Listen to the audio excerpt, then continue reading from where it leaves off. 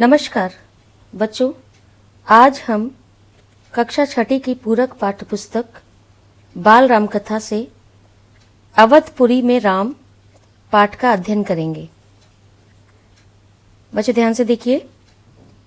अवधपुरी में राम पाठ में निम्न घटनाओं का वर्णन किया गया है। अयोध्या नगरी का वर्णन किया गया है। पुत्रेष्टि यज्ञ जो राजा दशरथ द्वारा किया गया था, अग्निदेव द्वारा पायस पात्र प्रदान करना, राम का जन्म, राजकुमारों की शिक्षा, विश्वामित्र का आगमन, राजा दशरथ की चिंता, राम लक्ष्मण का महर्षि के साथ वनगमन, महर्षि विश्वामित्र के साथ वनगमन। तो इस पाठ में हम इन घटनाओं के बारे में जानकारी प्राप्त करेंगे। तो सबसे पहले देखिए अयोध्या नगरी। अयोध्या नगरी क्या है? श्री राम की जन्मभूमि है और उसके सुंदरता के बारे में लेखक ने बताया है। लेखक ने कहा, अवध में सरयू नदी के किनारे अयोध्या नाम का बहुत सुंदर और भव्य नगर था। अयोध्या कहाँ थी? सरयू नदी के किनारे। यहाँ बड़े बड़े महल, बाग बगीचे, सरोवर, बाजार आदि थे। यहाँ के लोग बहुत संपन्न और खुशहाल थे। अयोध्या कौशल राज्य की राजधानी थी। बच्चों ध्यान दीजिएगा, आप इसे याद रखिएगा कि अयोध्या कौशल राज्य की राजधानी थी। और यहाँ के राजा कौन थे? यहाँ के राजा दशरथ थे। उनके पिता अज थे। वे रघुवंश का होने के कारण रघुकुल की नीतियों का पालन करते थे। राजा दशरथ न्यायप्रिय, यशस्वी तथा वीर शासक थे। राजा दशरथ के शासन में प्रजा बहुत सुखी थी। उनकी 3 रानियां कौशल्या, सुमित्रा और कैकेयी थी। उन्हें किसी बात की कमी नहीं थी, परंतु संतान न होने का दुख था। तो राजा दशरथ को किस बात का दुख था? राजा दशरथ को संतान नहीं होने का दुख था। रानियां भी संतान न होने से दुखी रहती थीं।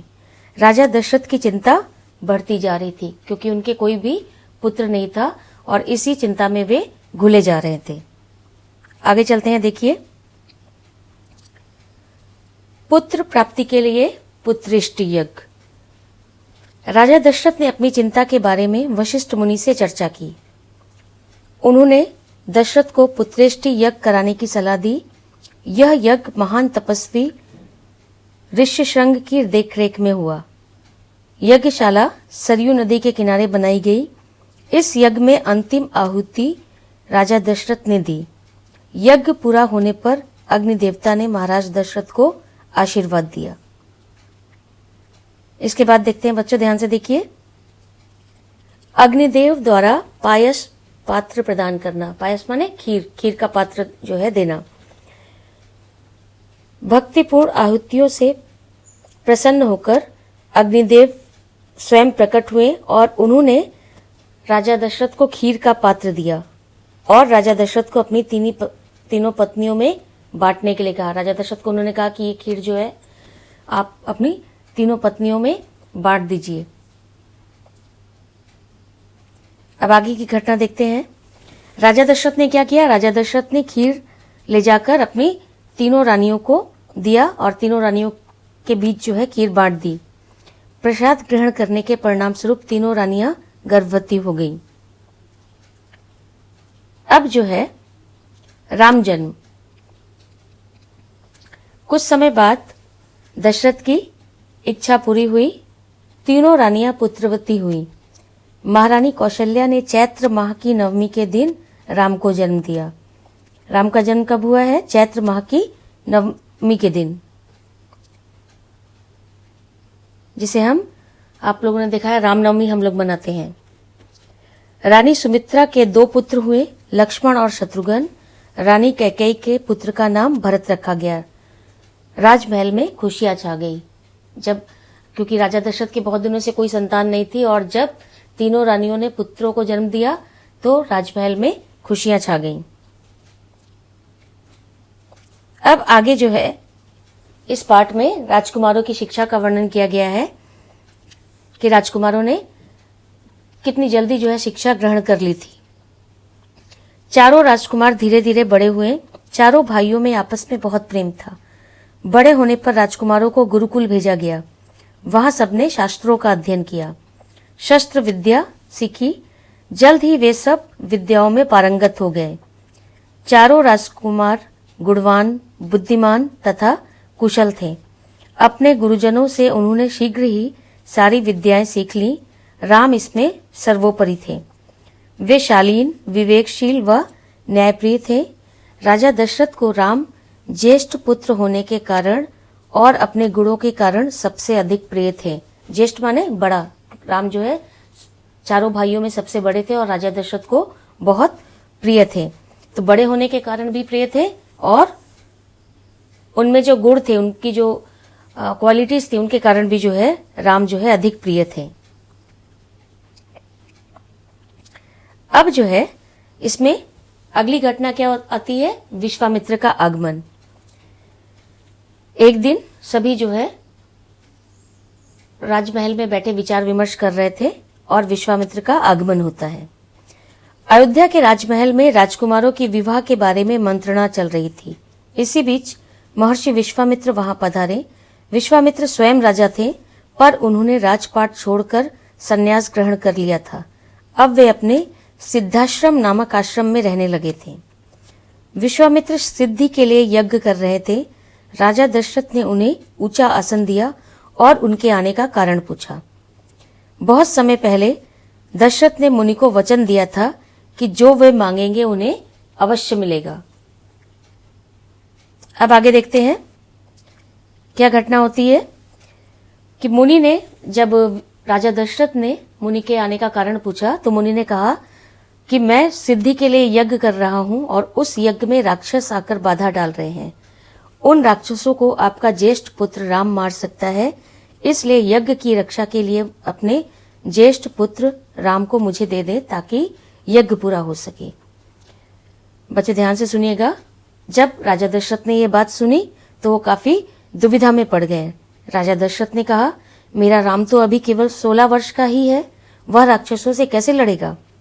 दशरथ ने विश्वामित्र से कहा, आप मेरी सेना ले जाएं, मैं स्वयं आपके साथ चलने को तैयार हूं। क्या होता है, राजा दशरथ जो है घबरा जाते हैं और वो कहते हैं कि राम जो तो अभी जो है बालक है और वो कैसे जो है इतने बड़े बड़े राक्षसों से लड़ेगा, और वो स्वयं जो है विश्वामित्र के साथ चलने के लिए तैयार हो जाते हैं। और विश्वामित्र की बातें सुन के राजा दशरथ चिंता में भी पड़ जाते हैं। तो यहां पर जो है राजा दशरथ की इन बातों को सुनकर विश्वामित्र को क्रोध आ गया। उन्होंने कहा कि यदि आप राम को नहीं देंगे तो मैं खाली हाथ लौट जाऊंगा। ऋषि ने दशरथ से कहा कि वे रघुकुल की रीति तोड़ रहे हैं, वचन देकर पीछे हट रहे हैं, ये कुल के विनाश का सूचक है। रघुकुल की रीति क्या थी बच्चों? कि प्राण जाए पर वचन न जाए, माने प्राण चले जाए लेकिन जो वचन दिया है उसका पालन अवश्य जो है करना पड़ता है। विश्वामित्र की यह बात सुनकर राजा दशरथ दुविधा में पड़ गए। दशरथ राम को बहुत प्रेम करते थे। उन्होंने विश्वामित्र से विनती की कि राम अभी 16 वर्ष के हैं, वह राक्षसों से कैसे लड़ेगा? परंतु महर्षि विश्वामित्र का क्रोध बढ़ता ही चला जा रहा था। तभी मुनि वशिष्ठ ने राजा दशरथ को समझाया कि राम एक शक्तिशाली राजकुमार हैं, आप चिंता मत करें। माने विश्वामित्र तो बहुत क्रोधित हो रहे थे। ऐसे समय में मुनि वशिष्ठ ने राजा दशरथ को समझाया कि राम को जो है विश्वामित्र के साथ भेज दे। अब आगे देखते हैं बच्चों, अगली घटना क्या है इस पाठ में? राम लक्ष्मण का महर्षि के साथ गमन। मुनि वशिष्ठ ने समझाते हुए राजा दशरथ से कहा कि विश्वामित्र सिद्ध पुरुष हैं, वे सोच समझकर ही यहाँ आए हैं। राम उनसे कई विद्याएं सीख सकेंगे। माने वो दशरथ को समझाते हैं कि आप राम को जो है इनके साथ जाने दे, इसमें राम का ही भला है, राम इनसे जो है काफी कुछ जो है सीख सकेंगे। आप राम को उन्हें सौंप दें।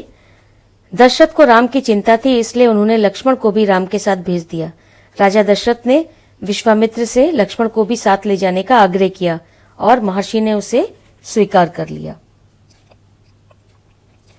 दोनों पुत्र पिता की आज्ञा लेकर मुनि के साथ जंगल की ओर निकल पड़े। दोनों राजकुमार बिना विलंब किए महर्षि के साथ चल दिए। बीहड़ और भयानक जंगल में विश्वामित्र आगे आगे चल रहे थे। राम लक्ष्मण अपने अस्त्र शस्त्र सहित उनके पीछे पीछे चल रहे थे। दोनों ने धनुष व तुड़ीर धारण कर कमर में तलवारें लटकाई हुई थी। माने राम और लक्ष्मण विश्वामित्र के साथ धनुष बाण और तलवार लेकर जा रहे थे। अब बच्चों, इस पाठ के यहाँ पे शब्दार्थ दिए गए हैं, इन्हें आप जो है अच्छी तरह से जो है स्वयं पढ़ेंगे। ये देखिए, ये सब शब्दार्थ हैं आपके इस पाठ के।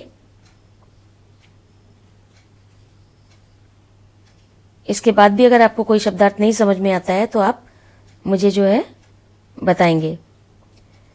तो ये जो है बाल राम कथा से जो है अवधपुरी में राम पाठ का सारांश है।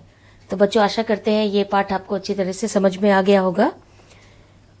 अगला पाठ है इसका जंगल और जनकपुर। तो अगला पाठ जो है हम अगले वीडियो में पढ़ेंगे। धन्यवाद।